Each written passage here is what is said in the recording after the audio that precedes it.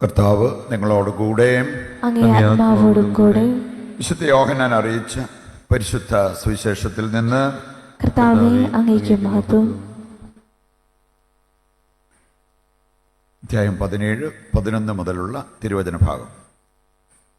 അക്കാലത്ത് യേശു സ്വർഗത്തിലേക്ക് കണ്ണുകൾ ഉയർത്തി പ്രാർത്ഥിച്ചു. പരിശുദ്ധനായ പിതാവേ, നമ്മെപ്പോലെ അവരും ഒന്നായിരിക്കേണ്ടതിന് അവിടുന്ന് എനിക്ക് നൽകിയ അവിടുത്തെ നാമത്തിൽ അവരെ അങ്ങ് കാത്തുകൊള്ളണമേ.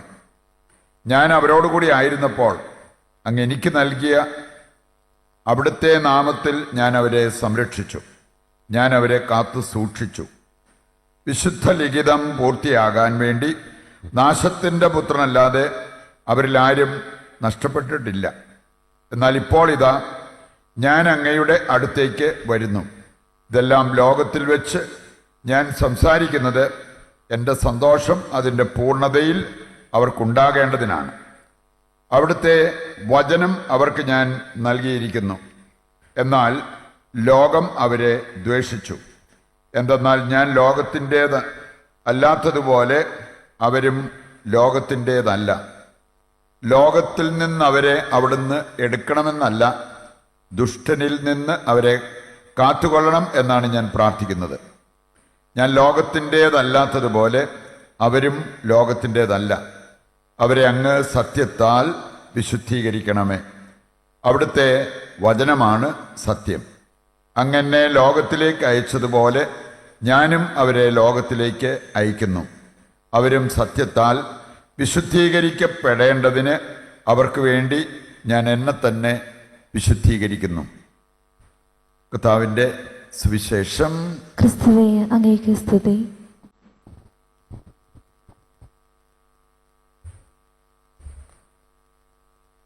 ഈശോയിൽ പ്രിയപ്പെട്ടവരെ, വളരെ അർത്ഥവും ആഴവുമുള്ള സന്ദേശം നമുക്ക് ലഭിക്കുന്ന വചനഭാഗങ്ങളാണ് നമ്മൾ ഇന്ന് വായിച്ചു കേട്ടത്. ഇന്നത്തെ ആദ്യ വായനയിൽ പൗലോസ്ലീഹ എഫേസസിലെ സഭയ്ക്ക് കൊടുക്കുന്ന നിർദ്ദേശങ്ങൾ, പ്രബോധനങ്ങൾ എന്ന് നമുക്ക് കാണാൻ പറ്റും. ഇന്ന് ചിലരുടെ ഒരു മനോഭാവം, എവിടെയെങ്കിലും സഭയ്ക്ക് അല്ലെങ്കിൽ അച്ഛന്മാർക്ക്, മെത്രാന്മാർക്ക് എന്തെങ്കിലും ഒരു വീഴ്ച സംഭവിച്ചാൽ അതൊരുപാട് ഊതി വീർപ്പിച്ച് അതിൻ്റെ പേരും പറഞ്ഞൊരു പക്ഷേ ഞാൻ പള്ളിയിൽ പോകുന്നില്ല, എന്തിനാ പള്ളിയിൽ പോണേ, ഇതൊക്കെയല്ലേ സംഭവിച്ചുകൊണ്ടിരിക്കണത്, അങ്ങനെയൊക്കെ പറയുന്ന ഒരു പ്രവണത കാണിക്കുന്നവരെ ഒരുപക്ഷെ നമ്മൾ കണ്ടെന്ന് വരും. എപ്പോഴെങ്കിലും നമ്മുടെയൊക്കെ മനസ്സിലാണേലും അങ്ങനെ ഒരു ചിന്ത വേണമെങ്കിൽ കയറി വരാം. അപ്പം അതുകൊണ്ട് തന്നെ നമ്മെ ദൈവം പഠിപ്പിക്കുന്ന ഒരു കാര്യം, പൗലോസ്ലീഹ പറഞ്ഞൊരു കാര്യം, നിങ്ങളുടെ ഇടയിൽ നിങ്ങളെ വഴിതെറ്റിക്കാൻ നോക്കുന്ന ആളുകളുണ്ട്, അങ്ങനത്തെ പ്രബോധനങ്ങൾ നിങ്ങൾക്ക് ലഭിക്കുന്നുണ്ട്, ഇതെല്ലാം അറിയാം. അതുകൊണ്ട് നിങ്ങൾ ജാഗരൂകരായിരിക്കണം എന്നാ പറഞ്ഞ്. നിങ്ങൾ പള്ളിയിൽ പോകണ്ട, അല്ലെങ്കിൽ സഭയുമായിട്ട് ഇനി ബന്ധമൊന്നും വേണ്ട, ഇങ്ങനെയുള്ള കാര്യങ്ങളൊക്കെ സംഭവിച്ചതുകൊണ്ട് അത് ചെയ്യാതിരുന്നാലും ദൈവം നിങ്ങളെ മനസ്സിലാക്കിക്കോളും എന്നല്ല പറഞ്ഞ്. നിങ്ങൾ ജാഗരൂകരായിരിക്കണം. ലൂക്ക 12-ാം അധ്യായം വായിച്ച 3 കാര്യങ്ങൾ പ്രത്യേകം അവിടെ പറഞ്ഞിട്ടുണ്ട്. ജാഗരൂകരായിരിക്കുവിൻ, ഉണർന്നിരിക്കുവിൻ, ഒരുങ്ങിയിരിക്കുവിൻ. ഇത് ഏത് ക്രിസ്ത്യാനിക്കും ആവശ്യമായ 3 പ്രധാനപ്പെട്ട കാര്യങ്ങളാണ്. നമ്മൾ നാശത്തിലേക്ക് പോകാതിരിക്കാൻ, രക്ഷയുടെ മാർഗത്തിലൂടെ ചരിച്ച് സ്വർഗത്തിലെത്താൻ നാം ശ്രദ്ധിക്കേണ്ടതായിട്ടുള്ള 3 കാര്യങ്ങൾ.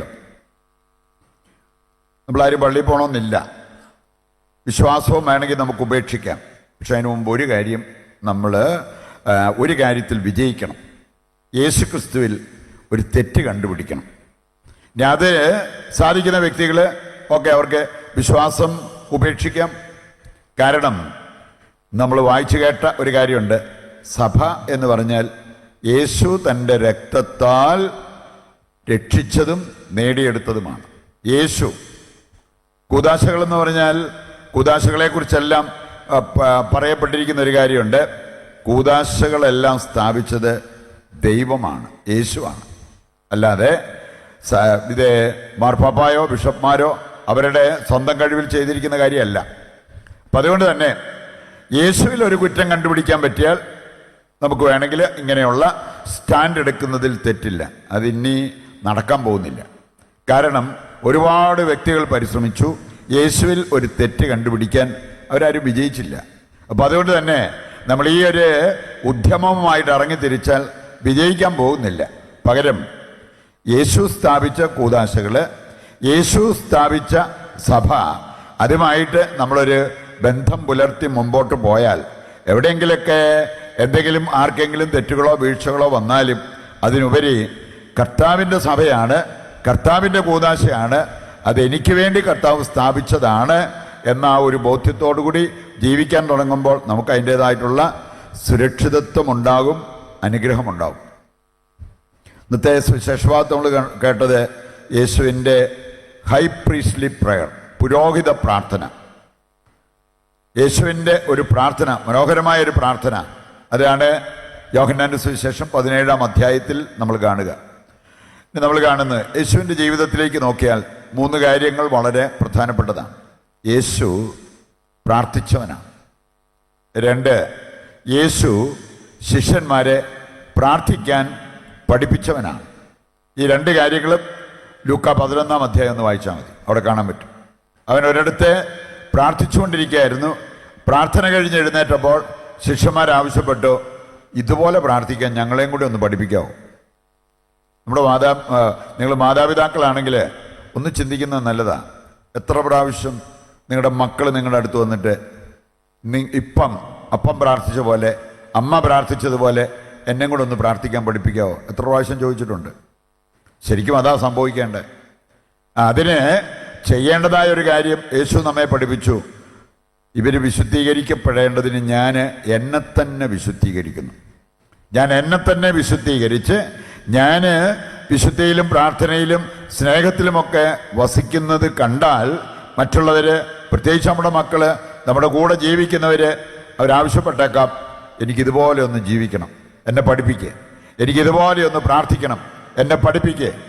ഇതാണ് നമ്മുടെയൊക്കെ മക്കളുടെ ഭാഗത്തു നിന്നും വരേണ്ടത്.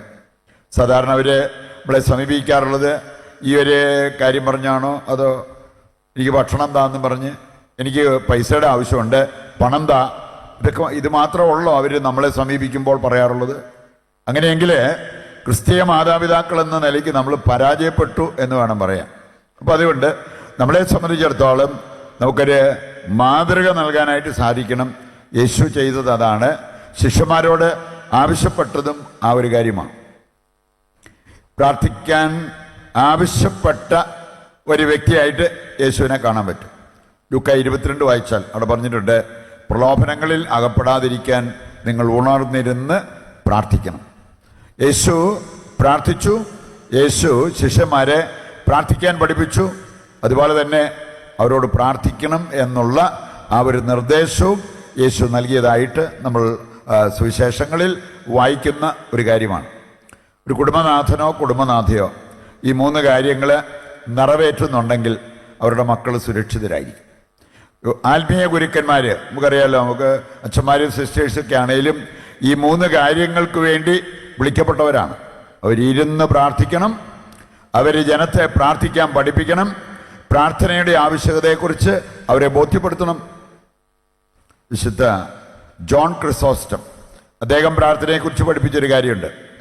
1000കണക്കിന് അനുഗ്രഹങ്ങളുടെ, 1-2 1000കണക്കിന് അനുഗ്രഹങ്ങളുടെ ഉറവയും വേരും മാതാവുമാണ് പ്രാർത്ഥന. ഇത് മനോഹരമായിട്ടാണ് പറഞ്ഞിരിക്കുന്നത്. 1000കണക്കിന് അനുഗ്രഹങ്ങൾ നമുക്ക് ലഭിക്കും ശരിക്കും പ്രാർത്ഥിക്കുന്നവരായിട്ട് മാറുന്നെങ്കിൽ. അദ്ദേഹം തന്നെ പറഞ്ഞതാണ്, പ്രാർത്ഥനയാണ് അസാധ്യ കാര്യങ്ങൾ സാധ്യമാക്കുന്നത്, ദുഷ്കരമായ കാര്യങ്ങൾ എളുപ്പമാക്കുന്നത്, നമ്മൾ പാപത്തിൽ വീഴുന്നത് അസാധ്യമാക്കുന്നത്.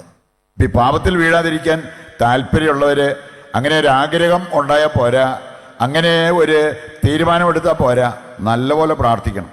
പ്രാർത്ഥനയില്ലാത്തവർ പാപത്തിൽ വീഴും. അതുകൊണ്ട് നമ്മുടെയൊക്കെ ജീവിതം ഏത് രീതിയിലാണ് പോകുന്നത് എന്ന് മനസ്സിലാക്കിയാൽ നാം ശരിക്കും പ്രാർത്ഥിക്കുന്നവരാണോ അല്ലയോ എന്ന് നമുക്ക് തിരിച്ചറിയാൻ പറ്റും. ബെനഡിക്റ്റ് 16 മാർപ്പാപ്പ യുവജനങ്ങളുടെ ആ വലിയ മീറ്റിങ്ങിൽ അദ്ദേഹം സൂചിപ്പിച്ച ഒരു കാര്യം, അദ്ദേഹം അവരോട് ചോദിച്ചു, നിങ്ങൾ ശരിക്കും ദിവസവും നിങ്ങൾ പ്രാർത്ഥിക്കുന്നവരാണോ? റെഗുലറായിട്ട് പ്രാർത്ഥിക്കുന്ന ഒരവസ്ഥ നിങ്ങൾക്കുണ്ടോ? മിക്കവാറും പേരുടെ പ്രതികരണം ഇല്ല എന്നുള്ളതായിരുന്നു. വല്ലപ്പോഴൊക്കെ സൗകര്യം കിട്ടുമ്പോഴൊക്കെ പ്രാർത്ഥിക്കും. ഇനി അതിന് മറുപടിയായിട്ട് ബെനഡിക്റ്റ് 16 മാർപ്പാപ്പ പറഞ്ഞൊരു കാര്യമുണ്ട്. നിങ്ങൾക്ക് സ്ഥിരമായൊരു പ്രാർത്ഥനയില്ലെങ്കിൽ നിങ്ങൾ ദൈവത്തെ സ്നേഹിക്കുന്നവരല്ല. ദൈവത്തെ സ്നേഹിക്കുന്നതിൻ്റെ ഒരു സൂചനയാണ്, അടയാളമാണ് സ്ഥിരമായ പ്രാർത്ഥന, നിരന്തരം പ്രാർത്ഥിക്കുന്നത്. കർത്താവ് ആവശ്യപ്പെട്ടൊരു കാര്യം ലൂക്ക 21:34-35 വചനങ്ങൾ വായിച്ചാൽ അവിടെ പറഞ്ഞിട്ടുണ്ട്. പല കാര്യങ്ങളും നമ്മുടെ ജീവിതത്തിൽ നിന്ന് മാറ്റി നിർത്തിയാലേ പ്രാർത്ഥിക്കാൻ പറ്റൂ. സുഖലോലുപത, മദ്യാസക്തി, ജീവിത വ്യഗ്രത, ഇതിനെ ജീവിതം വിട്ടുകൊടുത്തവർക്ക് പ്രാർത്ഥിക്കാൻ പറ്റത്തില്ല. എൻ്റെ അവസാനം പറഞ്ഞിരിക്കുകയാണ്, സദാ പ്രാർത്ഥിച്ച് ജാഗരൂകരായിരിക്കുവിൻ.